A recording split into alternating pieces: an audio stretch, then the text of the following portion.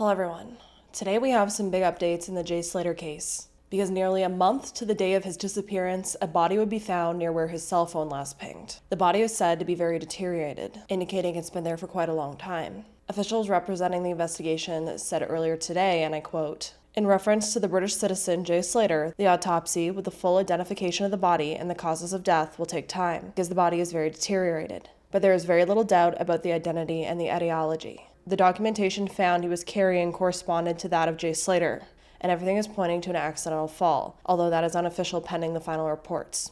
End quote. Just a day later, on July 16th, which is when I'm filming this video, just today this information came out, it would come out that the body found was in fact Jay Slater's. A spokesperson saying, and I quote, "We have a positive ID. Fingerprinting confirms that the body belongs to Jay Slater, and the cause of death was due to multiple traumas compatible with a fall in the mountainous area." End quote. Now, Jay's family is obviously heartbroken over this news. His mother Debbie saying, and I quote, "I just can't believe this could happen to my beautiful boy. Our hearts are broken." End quote. Accrington and Rosendale College, where Jay was studying to be a bricklayer, also made a statement reading, and I quote, "Jay was a hardworking apprentice with a very bright future ahead of him, and our thoughts and condolences go to his family, friends, and all who knew and loved him." End quote. Now, there was a lot that has come out since I made my timeline video on Jay's disappearance. And despite the violent past that we didn't really get to talk about, there were still a lot of people who loved him. And even the person who he was involved in attacking told people to hold off, because it actually turned out that Jay was one of 8 people who was involved in a gang attack of a 17-year-old boy that involved a machete, golf clubs, and an axe. And this all took place back in the UK. The teen who was attacked actually ended up having serious wounds on his legs and shoulders, parts of his skull was left exposed, and allegedly during the court hearing, his attackers were laughing and making jokes. So a lot of people were very, very upset when this came out, and a lot of people seem to not have compassion for Jay being missing. But as we always talk about, he's still a person, and his family still deserves answers. On top of that, people were upset because Jay didn't seem to face any jail time. Instead, he was given an 18-month community order with 25 days of rehabilitative activities and 150 hours of unpaid work for his role in the violent disorder. And I'm honestly surprised attempted murder charges weren't placed in that. I don't know what the rules are in the UK for crimes like that, but you'd think if someone was attacked so severely with a machete of all things, that he had serious wounds on his leg and shoulder. I can only imagine what a machete could inflict on a human body. You'd think that would be attempted murder, but again, I don't know the rules. But as I said, after all this information came out, a lot of people said that his disappearance was karma for his actions. But as I said, the victim himself came out and stood with the family, essentially, saying, and I quote, "Whoever is writing on these TikToks, give it a rest. This young lad's missing and his family's heartbroken. Put yourself in their shoes. Stop talking nonsense on social and get this lad found. Mentioning my name at all, this and that. Have some respect and help find this boy and get him back to his family." End quote. Honestly, better than I could be if I was attacked that violently. And again, I'm not saying what Jay did wasn't horrific and whatever his involvement was with that, but he still deserved to be found. And thankfully now his family is getting answers. Now, unfortunately, with all of the other news that came out after Jay disappeared, it didn't seem like he learned his lesson about staying out of trouble. Because a former detective named Mark Williams Thomas, who actually ended up working on the Madeleine McCann case, ended up coming forward with some very interesting information, although I'm not sure exactly how he attained it. According to Mark, there was a reported brawl at the Papagayo Beach Club while Jay and his friends were there, where a burly Eastern European man had his watch stolen. Former Detective Mark holds firm, though, saying, and I quote, "Friends of Jay said he would not make this up and that the watch was subject of later conversation between the friends." End quote. And by the morning, while Jay was at that Airbnb in Moscow, it said that Jay left the Airbnb seeming scared. We also have to remember that the owner of the cafe/Airbnb also noted saying that Jay seemed to be walking fast when she passed him in her vehicle. Honestly, stealing anything, let alone a very expensive Rolex watch, seems like a very bad idea in a foreign country. Now, I actually talked very extensively in the comment section with people about all of this information that had come out. And a lot of people were saying that Rolex could actually be code for some kind of drugs. Now, I don't know, this is all speculation, obviously, but this has just been such a hot topic that I thought we still needed to talk about it despite the new updates, because things still just aren't lining up fully for me. It makes me wonder if he was walking so fast and seemed scared because maybe he thought someone was following him, maybe something was mentioned that made him feel uncomfortable, so he really needed to get out of there. There's just a lot of strange things in this case. Because we talked a lot in the timeline video about how it didn't make sense that Jay would want to walk like 11 hours to the other side of the island instead of just getting a ride on the bus. However, people also brought up in the comment section that possibly when Ophelia, the cafe/Airbnb owner, was approached by Jay asking when the bus was coming, she didn't speak very good English. So possibly she held her hands up like this to say 10 a.m., but maybe Jay misinterpreted that to think it was 10 hours till the bus came. Although if that still was true, it still doesn't really make sense to me that you would want to walk 11 hours to go somewhere when you could wait 10 hours somewhere more comfortable and just wait. Although if that is what truly happened, it still doesn't make sense to me that he would choose to walk 11 hours in the terrain that's there instead of just waiting 10 hours at a cafe or something. On top of that, he was spotted walking in the opposite direction of where he needed to actually go to get back to where he was staying on the other side of the island.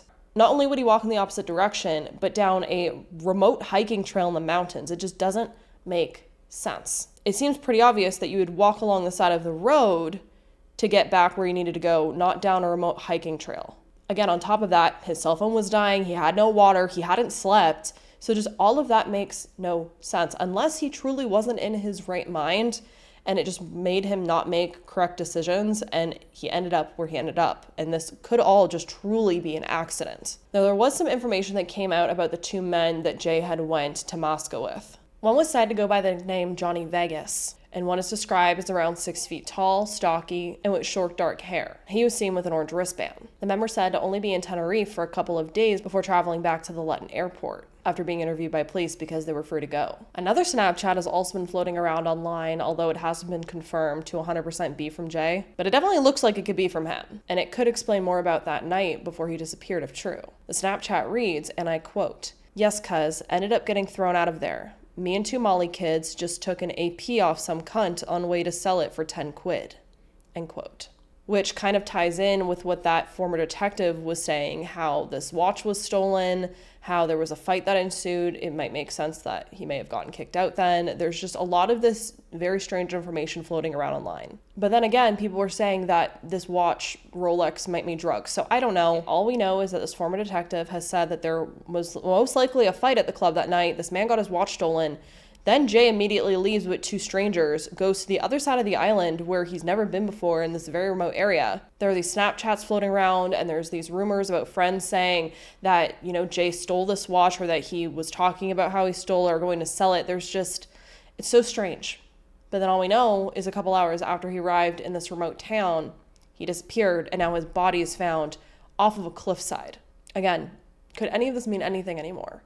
Who knows? We do know, however, that it seems that the investigation was, I don't know if I want to say it wasn't done properly, but things just didn't seem to be up to standards to what they may do in America. Because eventually two plainclothes officers would be seen at that Airbnb that Jay was last at. But if so, that area was never closed off to the public. It wasn't searched for nearly 2 weeks after he disappeared. So even if any evidence was found, that crime scene would have been contaminated. Now, sunglasses actually ended up being found not long after this as well by a man named Chris Pennington, who was a 43-year-old from Chester and a former British Army reservist who also served in Iraq. He ended up parking near the viewpoint where Jay's phone last pinged, and he ended up finding some broken glasses near the bushes nearby, saying, and I quote, "I don't know if they were Jay's, but as a duty of care, I picked them up and told the Guardia Civil about them. They told me not to touch them if it was possible and wrap them in paper and not plastic, and I did and handed them in. They also took my DNA and fingerprints as well. I walked a bit further towards where they said his phone pinged, but it was a challenge to get through. It was impossible. You would have needed a machete to get through all that undergrowth. So if his phone pinged from there, it's because someone threw it in there. The sunglasses were about 50 meters from the road near a tunnel I wanted to search. I saw them glinting in the sun and picked them up." End quote. And as you can see here, this is a photo of the sunglasses. The family would also eventually be targeted by ransom demands. Jay's mother, Debbie, saying, and I quote, "We are a very close family and are absolutely devastated about his disappearance. Words cannot describe the pain and agony we're experiencing. He is our beautiful boy with his whole life ahead of him, and we just want to find him." End quote. But now Jay has been found. So where does that leave us? From what it sounds like, Jay's body ended up being found in an area that was steep and inaccessible, which is why it took so long to be found. As you can see on the screen here, this is kind of the area where it was found, and it would make sense how it would take so long for them to find it then. I can understand if you fell off a cliff that high, how you could be so seriously injured that you wouldn't be able to call for help or ask for help. He may have simply passed away on impact. However, it still bothers me why he would walk in the wrong direction for 11 hours. Again, could it simply be because he hadn't slept? Maybe he had been drinking. Maybe he had taken some kind of substances that were impairing his judgment. I think that would be definitely possible. He could have went in the wrong direction thinking it was the correct direction. But then why would he go over the barrier? Why would he think that in any way, sort of form, would be the right direction? I mean, I've been drunk before, but I've never been so drunk that I would walk off a cliff.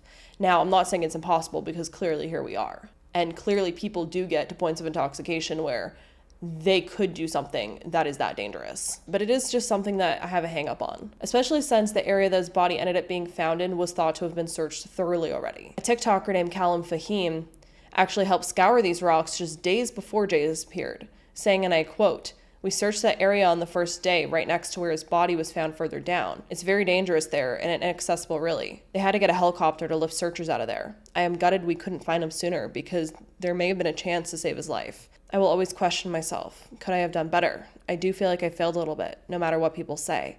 I imagine we walked past him 5 or 6 times." End quote. Now, higher-ups would say, and I quote, "Chances are, if he did fall from a height where we saw the recovery team, then it is very unlikely he would have known much about it. That takes away the horrible nightmare idea that he fell and was waiting for help that never came. It's a very small comfort, but it's some." End quote. It does make me wonder what exactly his injuries are, if they will release that information, because if he did fall from something as high as we're seeing here on the screen, again, he could have died instantly. But it makes me wonder if they're just hoping that's what happened, or if they actually know for a fact that is the most likely scenario of what happened. Because I think they would be able to determine from his injuries if he died on impact or if he would have been laying there for a while calling for help. Jay's body is being transported back to the UK for a second post-mortem autopsy, so maybe more information will come from that. We don't know. But as of right now, the coroner hasn't found any indications of criminal activity. However, his body was deteriorated quite a bit, so if there possibly was, maybe they won't be able to find anything at this point. So this is kind of where we're left, possibly with questions that may never be answered. But at least Jay's family now has the chance to try to heal a little bit, to try to get some closure, because Jay has been found. It's not open-ended. Where is he? It's obviously not the answer anyone wanted, but at least it is an answer, because we see so often so many families that don't get this answer. And sometimes not knowing is the worst part. So what I want to know is how you all feel now that we have this new information. I'm going to be in the comment section down below chatting with you all. Again, we may never get answers. This may just be one of those mysteries. Again, this may simply just be a case of a young man who was impaired and made the wrong decision, and there may be no criminal activity whatsoever. And all of these people that everyone's been looking at and pointing at, the 2 men, Airbnb owner, Jay's friends, they all may just be innocent in all of this. And this just was a tragic accident of just bad circumstances. But again, there is just so many things that are strange, but we may never know. But again, I am very glad that there is some kind of conclusion here at least. If anything major comes out, I'll chat with you all about it. Maybe we'll just chat in the comment section down below, or maybe I'll do a short, or maybe enough information will come out that we can do a small video like this. But I'm really interested in how you're all feeling now, because people were very heated about this case, and I would like to know how you now feel with this new information. I don't know if there's anything we can learn from Jay's disappearance. Maybe, as always, there should be a buddy system. Never go off alone with people you don't know, especially. Just always stay close with friends, because again, we've seen so many cases now that we've talked about where young men go off alone, especially when they may be impaired, and they end up disappearing. And I think it could save people in the future if they do stay with a buddy, have someone with them. But my heart does go out to Jay's family. I hope they can find some peace. And please be respectful out there, guys. Just be respectful at this point. But as always, I hope you all stay safe out there. Lock your windows and doors, and I hope to see you in the next video.